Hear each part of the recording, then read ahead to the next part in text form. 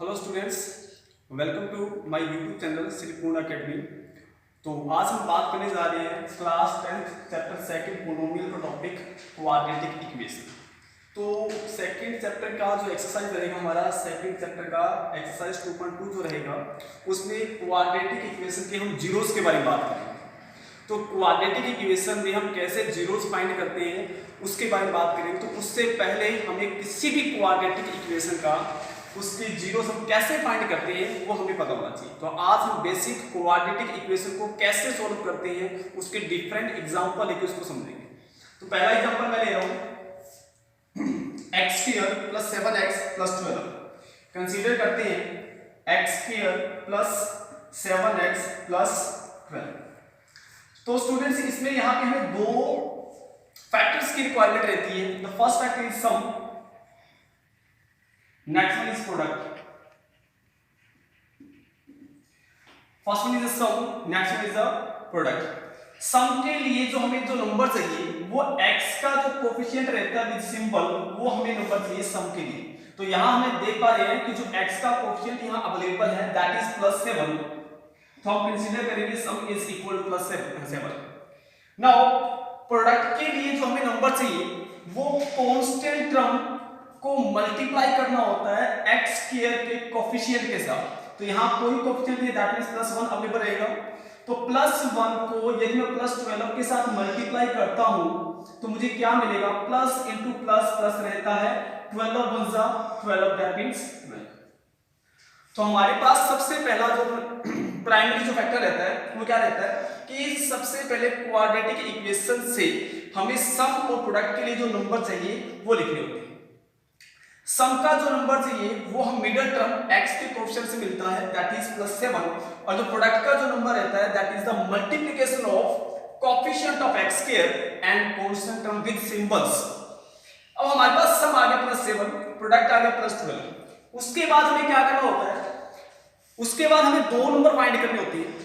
उन दो नंबर का या तो प्लस या माइनस, यदि मैं दोनों नंबर को प्लस करूं या दोनों नंबर को माइनस करूं तो वो सम के बराबर आना चाहिए, ठीक है। और उन्हीं दो नंबर को यदि मैं मल्टीप्लाई करूं तो मेरे पास 12 के बराबर आना चाहिए। रिपीट कर रहा हूं स्टूडेंट्स, अब हमें दो नंबर फाइंड करने हैं, एनी टू नंबर्स जिनका सम या सब्ट्रैक्शन यदि उनको मैं जोड़ूं या उनको घटा के देखूं, उनको सब्ट्रैक्ट करके देखूं तो मेरे पास 7 आना चाहिए, और उन्हीं दो नंबर का मल्टीप्लिकेशन कितना आना चाहिए, 12। तो स्टूडेंट इस क्वेश्चन के अंदर यदि मैं देखूं तो 3 and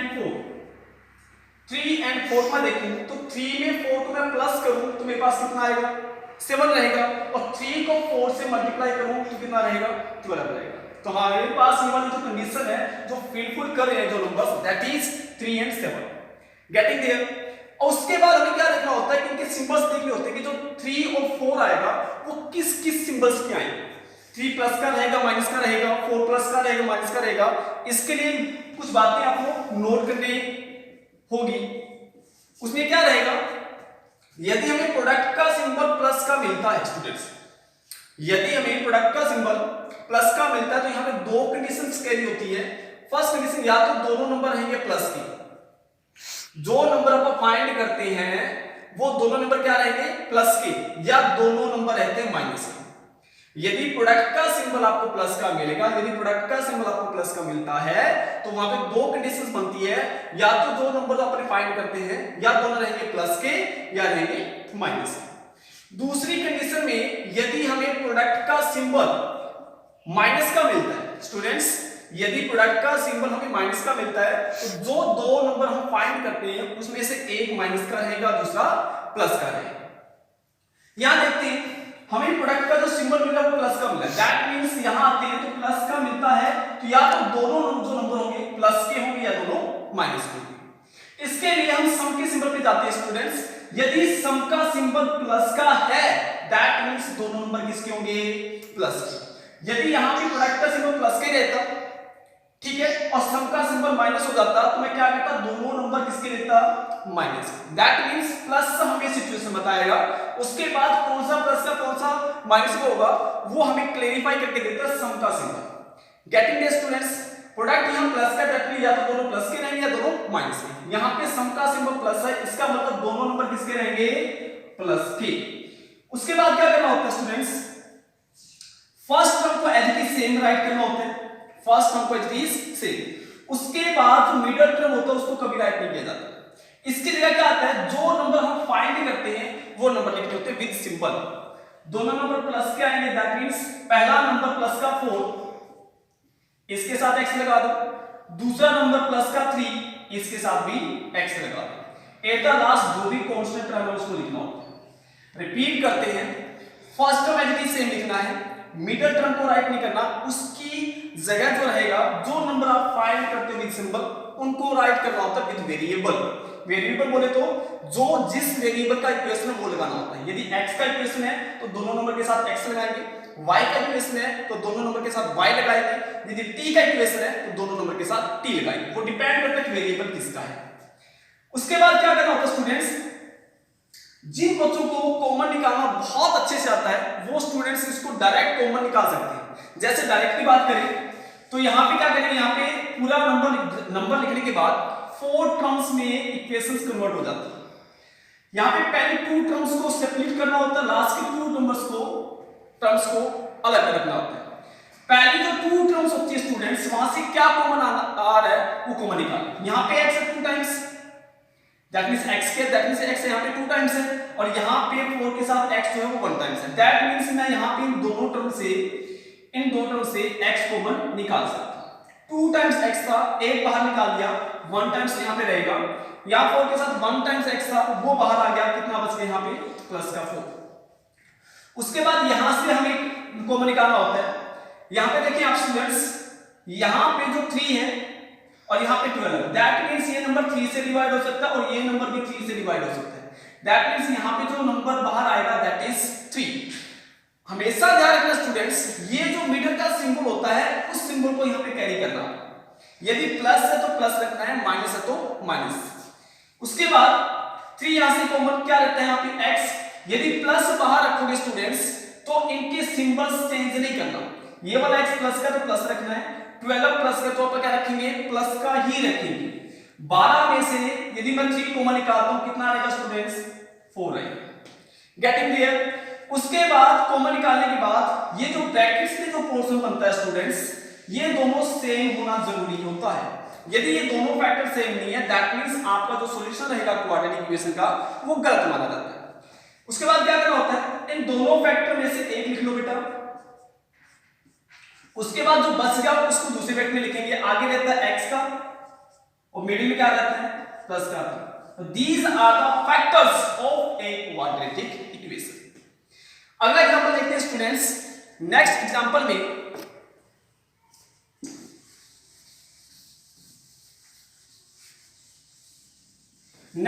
देखते हैं, that is x square minus 9x plus 20। दूसरा क्वाड्रेटिक इक्वेशन आप देखते हैं, इसमें हमें जो सम के लिए नंबर चाहिए, प्रोडक्ट के लिए जो नंबर चाहिए वो सबसे पहले फाइंड करते हैं। सम के लिए जो मेरे को नंबर चाहिए यहाँ पे दैट इज -9, यहाँ कॉपी करेंगे, और प्रोडक्ट के लिए जो हमें नंबर चाहिए वो कहां से मिलता है, कांस्टेंट टर्म को x के कोफिशिएंट के साथ मल्टीप्लाई करके जो नंबर आता है वो नंबर हमें प्रोडक्ट के लिए चाहिए। यहाँ पे x का जो कोफिशिएंट रहेगा स्टूडेंट वो प्लस का 1 रहेगा, प्लस 1 को प्लस 20 के साथ मल्टीप्लाई करूंगा तो क्या मिलेगा, प्लस प्लस प्लस रहेगा, 20 को 1 के साथ किया दैट मींस 20। उसके बाद स्टूडेंट्स क्या करना होता है, वेरी सिंपल वही प्रोसेस, आपको 2 नंबर फाइंड करने हैं। उन 2 नंबर का या तो सम या उनका सब्ट्रैक्शन, मतलब या दोनों नंबर का मैं यदि प्लस करता हूं या दोनों नंबर को माइनस करता हूं तो मेरे पास सम के बराबर नंबर आना चाहिए, और उन्हीं 2 नंबर को मैं मल्टीप्लाई करूंगा वो मेरे पास 20 का रिक्वायरमेंट फिलफिल करना चाहिए। अब क्या करते हैं, 2 नंबर फाइंड करते हैं, तो मैं यहां पे लिख रहा हूं 4 और 5। यदि इन दोनों नंबर को मैं सम करूंगा दैट मींस इनका प्लस करूंगा तो 4 प्लस 5 दैट मींस मुझे कितना मिलेगा, 9 मिलेगा, और उन्हीं 2 नंबर का जितना मल्टीप्लाई करता हूं तो मुझे कितना मिल रहा है, 20। दैट मींस ये जो नंबर हैं वो दोनों नंबर हमारे इस सम की प्रोडक्ट की कंडीशंस को क्या कर रहे हैं, फिलफिल कर रहे हैं, तो हमारे पास यही 2 नंबर रहने वाले हैं। उसके बाद क्या रहता है, उसके बाद हमें देखने होते हैं सिंबल्स, किनके सिंबल्स का आने वाले हैं। यदि प्रोडक्ट का सिंबल प्लस है, प्रोडक्ट का सिंबल प्लस है तो 2 कंडीशन बनती है स्टूडेंट्स, या तो दोनों नंबर प्लस के या दोनों नंबर माइनस के। ये वाला डाउट है वो दूर करता है सम का सिंबल। यदि सम का सिंबल माइनस है स्टूडेंट, इसका मतलब दोनों नंबर क्या आने वाले हैं, माइनस के। दैट मींस यहां पे माइनस का 4 एंड माइनस का 5 रहने वाले हैं। जैसे आप नंबर लिख लेते हो, इसको आप प्रोसीड करेंगे। फर्स्ट टर्म को as it is same copy करना है, मिडिल टर्म को नहीं लिखना। इसके बाद क्या लिखना, तो जो नंबर आपने फाइंड किए वो लिखने होते हैं।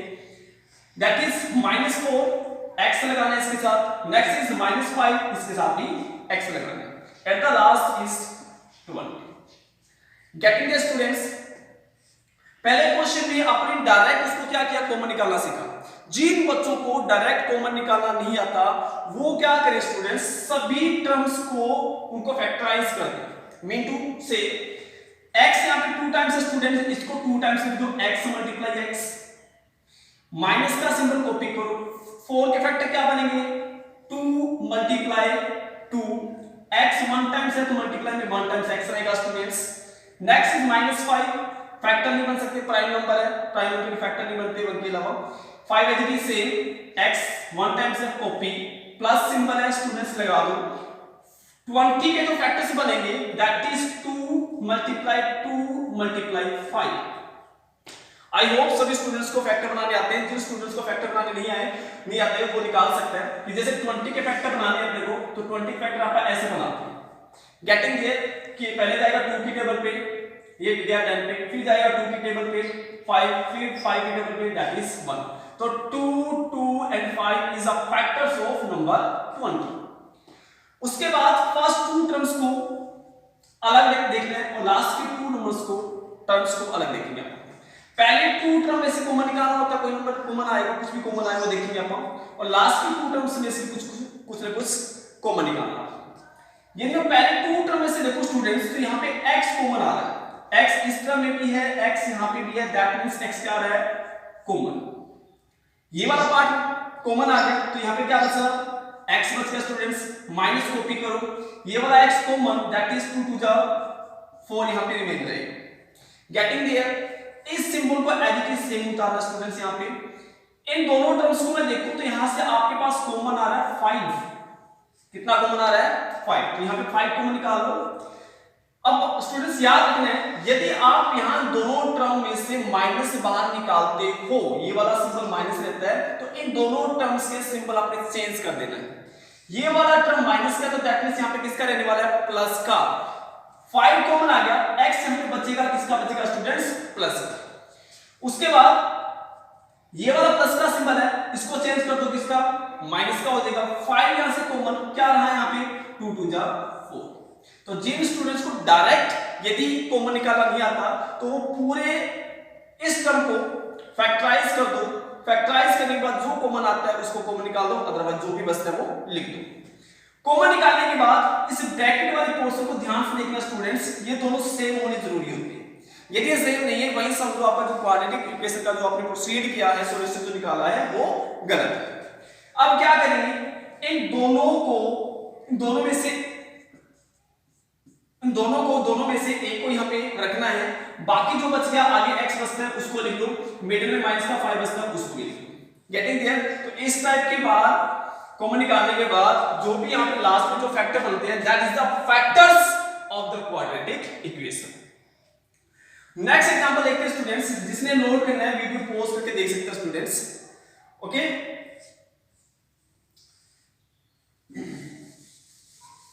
अगला क्वेश्चन अपन फटाफट डिस्कस करते हैं इसके बारे में। अगला क्वेश्चन मेरे पास है x स्क्वायर माइनस का 7x माइनस का 18। गेटिंग देयर, यहां स्टूडेंट्स मेरे पास जो सम है और जो प्रोडक्ट के लिए जो नंबर रहने वाले हैं, सबसे पहले इसको फाइंड करेंगे अपन। सम के लिए जो नंबर मेरे को चाहिए दैट इज -7 विद सिंबल देखना होता है स्टूडेंट्स, -7 मेरे को मिल रहा है। प्रोडक्ट का जो नंबर चाहिए that is the multiplication of constant number and the coefficient of x square. यहां पे +1 अवेलेबल है स्टूडेंट, तो +1 को -18 से मल्टीप्लाई करेंगे, प्लस माइनस माइनस रहेगा, 1 को 18 से मल्टीप्लाई करेंगे, 8 1 जा 18।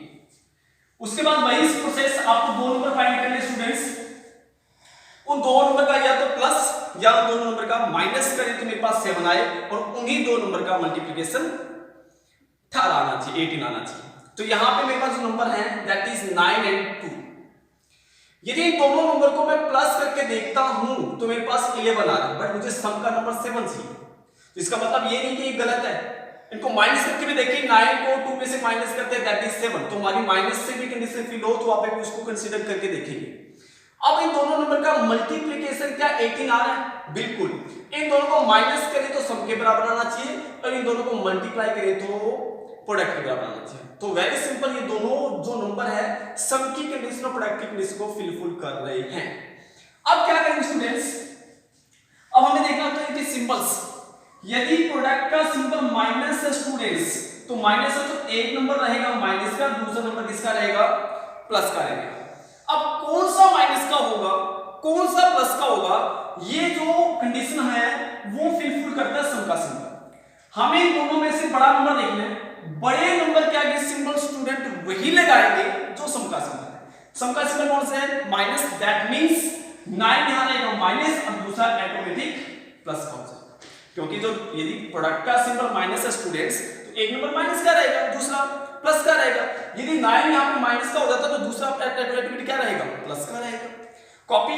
ओके, उसके बाद क्या करेंगे भाई, फर्स्ट टर्म को कॉपी करेंगे स्टूडेंट्स, मिडिल टर्म को नहीं लिखना होता है, इसके जगह में इसके नंबर्स जो अपन फाइंड किए। पहला नंबर माइनस का 9 है, इसके साथ x लिखा है स्टूडेंट्स। दूसरा नंबर प्लस का 2 है, इसके साथ भी x लगाए और लास्ट में जो भी कांस्टेंट टर्म है उसको एज इट इज से राइट करना होता है। अब क्या करेंगे, इसके पूरे के फैक्टर बना देंगे। x यहां पे 2 टाइम्स है, 2 टाइम्स लिख देंगे। -9 के फैक्टर 3 × 3 मल्टीप्लाई में x 1 टाइम्स से लगा देंगे, प्लस 2 का फैक्टर नहीं बनेगा, 2 एज इट इज सेम रहेगा। x 1 टाइम्स है तो 1 टाइम्स लिखेंगे इसको, माइनस 18 का जो फैक्टर बनेंगे दैट इज 2 × 3 × 3 2 3 जा 6 6 3 जा 18। फर्स्ट 2 टर्म में से कुछ कॉमन निकालना है, लास्ट की 2 टर्म में से कुछ कॉमन निकालना है। आई होप स्टूडेंट्स सबको नजर आ रहा है। यहां पे इस टर्म में x है, इसमें भी x है, दैट मींस x यहां से कॉमन निकालेंगे। x कॉमन निकालने के बाद यहां बच गया x, माइनस सिंबल को कॉपी करेंगे, x यहां से कॉमन दैट इज 3 3 9 यहां पे रहेगा, इसको यहां लिख देंगे। उसके बाद इस सिंबल को as it is same write करना है और याद रखना स्टूडेंट्स, यदि यहां मिडिल का सिंबल प्लस है तो इसके सिंबल चेंज नहीं करेंगे और यदि यहां मिडिल का सिंबल माइनस है तो इसके सिंबल चेंज करेंगे। उसके बाद यहां से देखिए इन दोनों टर्म में से क्या कॉमन आ रहा है? वेरी सिंपल, यहां से 2 कॉमन आ रहा है। 2 इसमें भी है स्टूडेंट्स और इसमें भी है, तो 2 कॉमन आ गया। 2 कॉमन आने के बाद यहां पे मेरे पास x बचता है, इस सिंबल के साथ नो छेड़कर स्टूडेंट्स एज की सेम कॉपी करेंगे। 2 यहां से कॉमन क्या रहा यहां पे 3 3 जा 9, 2 यहां से कॉपी कर लिया आपने, कॉमन निकाल दिया, दैट इज हमें क्या देगा ये 2 कॉमन होने के बाद निकालने के बाद दैट इज 3 3 जा 9। कॉमन निकालने के बाद इन दोनों ब्रैकेट्स का पोर्शन सेम होना जरूरी होता है स्टूडेंट्स। सेम नहीं है दैट मींस ऑटोमेटिकली आप समझ जाओ कि आपने जो क्वेश्चन प्रोसीड किया वो गलत है। इन दोनों में से एक बार इसको लिखना है, बाकी जो बच गया फ्रंट में जो बचता है उसको लिख दो यहां पे और जो मिडिल में बचता है उसको लिख दो दूसरी ब्रैकेट। मीन टू से जो आपका ब्रैकेट्स में सेम पोर्शन आता है स्टूडेंट्स उसको 1 टाइम्स लिखना होता है और दूसरी ब्रैकेट में वो वाला पोर्शन लिखना होता है जो रिमेनिंग है। दैट मीन फ्रंट में x है उसको लिख देंगे, मिडिल में प्लस का 2 है उसको लिख देंगे। तो these are the factors of this quadratic equation. तो स्टूडेंट्स इस लेक्चर में सिर्फ आप यही सीखेंगे कि किसी भी क्वाड्रेटिक इक्वेशन को कैसे सॉल्व करते हैं। तो नेक्स्ट लेक्चर में देखेंगे कि क्वाड्रेटिक इक्वेशन के जो फैक्टर्स होते हैं उनके हम कैसे जीरोस फाइंड करते हैं। तो students thank you so much.